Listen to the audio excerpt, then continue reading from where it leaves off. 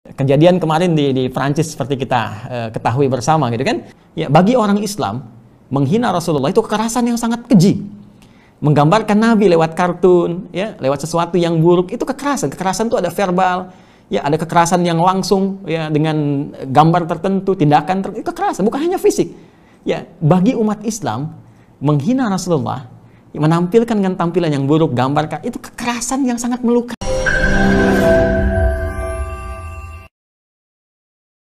Jangan lupa subscribe, like, and share. Dia masuk ke dalam nilai terbaik pada jiwa seseorang, yaitu iman. Ya, iman itu adalah sumber kehidupan terbaik bagi seorang hamba. Masuklah ke situ. Karena dia masuk, maka kelihatan seperti beriman. Ya, seperti beriman. Tapi karena kotor di dalamnya, ini cawan iman. Dia masuk. Setiap yang masuk ke sini mukmin. Syahadu an la ilaha illallah, syahadu anna Muhammadar Rasulullah. Ya, tampilannya mukmin, kelihatannya mukmin, beriman. Kalau ditanya muslim bukan, muslim, beriman tidak, beriman. Yakin pada Allah, yakin. Tapi karena dalamnya terinfeksi penyakit, kotor semua, maka yang berbahaya adalah dia bisa merusak bahkan bukan hanya iman dirinya, tapi iman orang-orang di sekitarannya. Itu yang menyebabkan Abdullah bin Ubay bin Salul, teman-teman sekalian, disifati dengan karakteristik ini karena saat dia memutuskan untuk beriman, masuk Islam, motivasinya apa? Bukan ingin menjadi mukmin yang sejati, tapi hanya ingin mendapatkan pengaruh di sekitaran orang-orang Madinah supaya tidak kehilangan pengaruh. Kan pernah saya kisahkan di awal kita membahas tentang ini.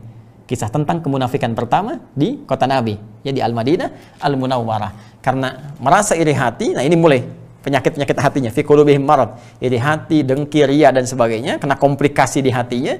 Karena kena komplikasi muncul kemudian virus nifak, ya, jadi orang munafik. Motivasinya bersyahadat, masuk Islam, beriman, bukan benar-benar berimannya, tapi merusak kemudian ke kalangan di sekitar-sekitarnya sampai mencoba berbuat makar kepada Rasulullah Sallallahu Alaihi Wasallam. Nah, dibuatlah ciri umum oleh Al-Quran. Jadi kalau Anda menemukan golongan orang beriman tapi perbuatannya merusak, dan yang berbahaya, merusak keislaman dirinya dan orang lain. Saya ambil contoh begini. Orang ingin mulai tampil baik, ya, dengan nilai keislamannya. Dia mulai tahajud, dia mulai puasa, dia mulai ingin konsisten untuk bersedekah, dia mulai ingin menghafal Quran. Tiba-tiba datang seseorang berkata, saya beriman, saya mukmin, saya muslim, tapi menyoal itu semua. Ya. Ini kalau saya istilahkan di kekinian itu terjadi virus atau pemikiran, ya, atau cara berpikir makronisme. Makronisme itu presiden Prancis itu Emmanuel Macron, ya, jadi ada sekarang penyakit makronisme. Makronisme itu mengeneralisir segala sesuatu perbuatan pada kelompok komunitas tertentu. Ya, kejadian kemarin di Prancis seperti kita ketahui bersama gitu kan, ada tindak kekerasan karena satu kondisi tertentu dan kita tidak sepakat dengan semua jenis kekerasan. Silahkan diproses, ya, dengan segalanya. Hukum bisa berlaku dalam konteks keduniaan. Allah melihat dengan konteks yang lain, kan? Ya, semua jenis kekerasan kita tolak. Dudukan pada tempatnya. Tapi ingat, kekerasan itu sifatnya bisa banyak. Ya, bagi orang Islam menghina Rasulullah itu kekerasan yang sangat keji. Menggambarkan Nabi lewat kartun, ya, lewat sesuatu yang buruk itu kekerasan. Kekerasan itu ada verbal, ya, ada kekerasan yang langsung, ya, dengan gambar tertentu, tindakan tertentu, itu kekerasan, bukan hanya fisik.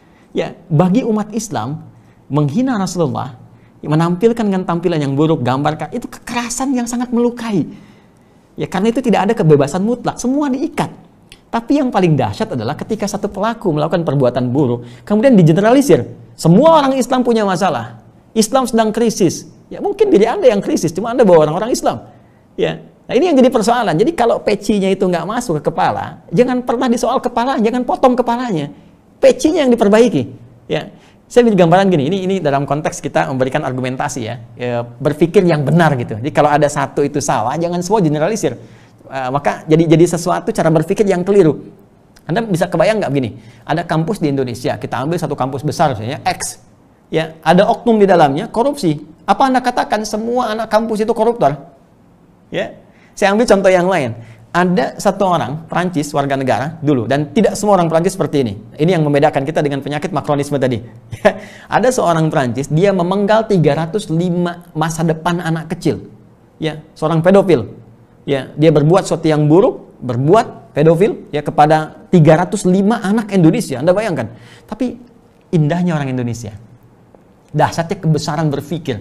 ya masyarakat muslim terbesar di dunia, Indonesia, tidak pernah satupun orang Islam Indonesia mengatakan semua orang Prancis pedofil. Tidak.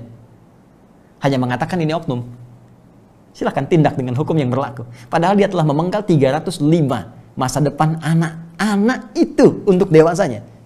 Tapi inilah cara berpikir kita, tidak pernah mengeneralisir sesuatu sehingga menjadi sesuatu yang luas. Ini cara berpikir kita ya, sehingga kita koreksi dan kita doakan menjadi baik. Tidak harus kemudian kita arahkan pada sesuatu yang kontraproduktif juga, tidak.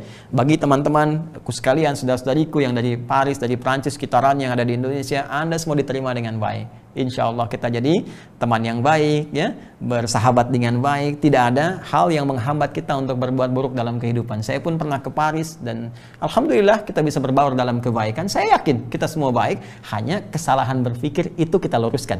Mudah-mudahan apa yang sampai dari Presiden Macron pun ini boleh jadi hanya kesalahan berpikir. Tapi kalau penyakit itu yang berbahaya. Makanya itu yang saya sebut dengan Macronisme. Kalau itu jadi penyakit, ya, jadi sesuatu paham yang mesti kita perbaiki sehingga tidak menimbulkan kekerasan baru yang muncul di lingkungan masyarakat. Kita kembali ke sini ya. Kita kembali. Ini bukan tanggapan ya, tapi ini sebuah paparan untuk argumentasi tentang kasus-kasus yang terjadi. Balik lagi teman-teman sekalian. Allah memberikan gambaran sifat nifak itu. Kalau sudah masuk pada seseorang, apalagi yang berbahaya, orang mengaku beriman, masuklah kemudian sifat nifak sehingga menjadi munafik. Ya, walaupun kaidah munafik itu bisa umum. Ya, non-muslim bisa ada yang munafik, yang ingkar janji, yang tidak konsisten, yang menipu, itu kan di antara tanda munafik, ya. Nah, tapi yang bahaya yang kita bahas sekarang, ini orang beriman. Kita bawa ke dunia internal kita. Orang beriman, aku muslim beriman, tapi nyoal orang tahajud, nyoal orang yang baca Quran, ya, nyoal orang-orang yang ingin berubah, nyoal orang perempuan yang pengen bercadar misalnya. Ya, para ulama sepakat, orang-orang kalau mau pakai jilbab, akhwat, ya, itu malah dianjurkan bagus. Ya, syariat, bagian dari syariat, semua ulama fikih sepakat. Yang tidak sepakat tuh ya hanya bagaimana caranya, batasannya aja. Apakah wajahnya itu sepenuhnya ataukah pakai cadar? Di mazhab Syafi'i malah bercadar. Mazhab Syafi'i malah bercadar. Mazhab Hanafi yang terbuka, bagian wajahnya saja, depannya saja, itu yang disepakati. Ya, jadi kalau aneh kalau ada kemudian orang mengaku beriman, mengaku muslim, menyoal cadar misalnya. Ya, cadarnya bukan perilakunya. Kalau ada oknum perempuan bercadar mencuri, ya disoal orangnya, bukan disoal cadarnya. Ya, masa ada orang pejabat pakai jas kemudian dia berbuat salah, berbuat korupsi, kita soal semua yang pakai jas korupsi. Ini jadi persoalan. Ya, jadi jangan disoal pada sesuatu yang sifatnya mengeneralisir kemudian. Bukan persoalan cadarnya, bukan persoalan celana cingkrangnya, ya bukan beda antara sarung dengan celananya. Toh orang pakai sarung pun cingkrang juga. Ya, silakan cek. Ada nggak orang pakai sarung nggak cingkrang? Pada umumnya cingkrang kan? Orang pakai sarung cingkrang. Kenapa orang pakai celana cingkrang disalahkan? Ya, kita pun menghormati yang cingkrang, menghormati yang tidak cingkrang karena mungkin punya pertimbangan tertentu. Tapi bukan berarti menjadikan itu sebagai olok-olok dalam kehidupan. Karena ciri orang munafik, Quran surah keempat, ayat 140, paling kiri sebelah bawah di mushaf. Wa qad nazzala 'alaikum fil kitab an idza sami'tum ayatillah yukfaru biha, ya, wa yustahza'u biha fala taqudu ma'ahum. Ya, telah tetap ketentuan dalam Al-Qur'an, jika kamu mendapati ayat-ayat Allah diingkari atau diolok-olok, jelas 15 abad yang lalu sudah ada beritanya. Kalau terjadi kekinian, itu yang kita evaluasi. Ayat-ayat Allah diingkari atau bahkan diolok-olok, maka cukup fala taqudu ma'ahum, jangan sertai mereka. Indah sekali Al-Quran itu. Jangan balas olok-olok lagi, karena berbuat buruk pada yang sudah buruk itu menghilangkan tenaga, membuang-buang energi. Cukup tinggalkan saja, kata Al-Quran. La taqudu ma'ahum, jangan sertai. Ya, kalau ada radio misalnya, jangan dengar radionya. Kalau di buku jangan baca bukunya. Kalau tayangan di TV, mau film mau baca, jangan tonton, tinggalkan ya. Hatta yakhudhu fi haditsin ghairi, sampai dia sadar itu keliru, kemudian meninggalkan perbuatan itu, balik lagi kepada kondisi yang baik. Innakum idzam mithluhum, kalau kamu sertai, lama-lama sepemikiran dengan itu, lama-lama terjangkit virus nifaknya. Ya, diancam innallaha jami'ul munafiqina wal kafirina fi jahannam jami'a. Kalau kamu tidak tobat, pas wafat sedang berperilaku itu, kamu akan dihimpun dengan orang-orang yang tidak beriman, ya bahkan di neraka yang paling dalam. Fi jahannam jami'a, di neraka jahannam. Nah, ini gambaran teman-teman sekalian. Saya tidak mengkhususkan kepada satu golongan atau kasus tertentu, tidak. Ya, yang saya sebut adalah hal yang umum. Ini gambaran umumnya seperti ini. Tapi kalau ada terjadi dan merasa itu, kita perbaiki, ya. Jadi saya pun pribadi, kita perbaiki, kita semua perbaiki. Barangkali di rumah ada persoalan seperti itu, diperbaiki. Suami menyoal misalnya istri, menyoal suami dalam konteks kesolehan. Istri mau pakai kerudung kok disoal sama suami padahal muslim. Ya, suami mau tahajud kok disoal sama istri padahal muslimah dan sebagainya. Yang jadi persoalan kalau suami pakai kerudung misalnya, itu yang jadi masalah, kan? Suami pakai mukena warna pink lagi, itu jadi masalah, kan? Tapi kalau sifatnya masih umum, kita tidak harus soal. Dan jangan bawa-bawa atau kaitkan atau potong video saya pada konteks tertentu, tidak. Ini umum persoalannya. Kalau terjadi, kita mendoakan, memberikan nasihat supaya kembali dalam jalan-jalan kebaikan, ya. Jadi itu teman-teman sekalian, pertama, ciri penyakit nifak itu membawa keburukan, ya, membawa sesuatu yang kontraproduktif dimanapun. Di kantor buruk, berbuat rusak. Jadi kalau ada seorang yang suka merusak, hati-hati, coba dicek, jangan-jangan kena virus nifak, bisa jadi munafik. Ini kalau nggak diobati, ini bisa komplikasi nih. Ya, mohon izin. Saya terangkan di pertemuan lalu beberapa jenis marad penyakit hati itu. Ada riya, ya, ada misalnya sum'ah, ada hasad, ada hikad, iri hati, dengki, pengen kelihatan dan sebagainya. Nampak satu nih, iri hati nggak sempat diobati jadi dendam. Ria nggak sempat diobati muncul sombong. Ya, kalau komplikasi semuanya, wah sudah deh. Itu yang paling bahaya. Nggak mudah lagi untuk kemudian diobati, dikembalikan kepada jalan-jalan yang benar. Tiba kemudian dapatlah kepercayaan, dapat kepercayaan harta, jadi hartawan. Hartawan kena penyakit nifak pasti merusak. Ya, dapat kedudukan jadi pejabat, dapat jabatan tapi dalam kondisi kena nifak pasti merusak. Pun demikian ustadz ahli ilmu, profesor, doktor, ya mohon maaf, karena kena penyakit ini belum selesai, ya dapatlah kemudian potensi untuk mengajar, jadi masalah juga. Ya, betapa mungkin bisa terjadi, kan Quran mengatakan demikian, bahkan ada yang retorikanya bagus. Quran surah kedua ayat 204. Ya, wa minan nasi may yu'jibuka qawluhu fil hayatid dunya wa yashhadullaha ala ma fi qalbi wa huwa aladul khisam. Di antara sekian manusia ada retorikanya, yang retorikanya begitu menarik, kata-katanya cantik, bahkan membawa sebagian nama Allah, kadang bersumpah, kadang bawa ayat Quran, kadang hadis, cuman dipotong-potong, Suneo. Tuh, dipotong satu, potong dua, dicocok-cocokin, cocok logi itu, ya. Ilmu TikTok sekali diketik, ngetok gitu kan. Nah, ketik ini, potong, tok, jadi gitu. Ya, padahal jauh. Sehingga kok tiba-tiba muncul semua agama sama, menuju pada Tuhan yang sama, cuman caranya beda-beda. Nah, jadi kepercayaan baru, keyakinan gado-gado gitu kan, ya, ad-dinul mukhallat, ya, al-i'tiqadul mukhallat, ya, di sesuatu yang tercampur. Ini persoalan.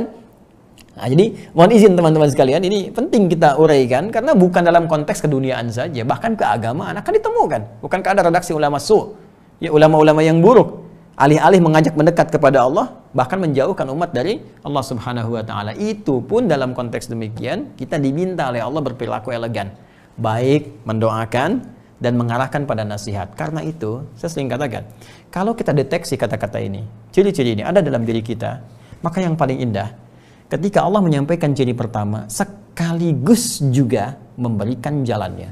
Apa itu?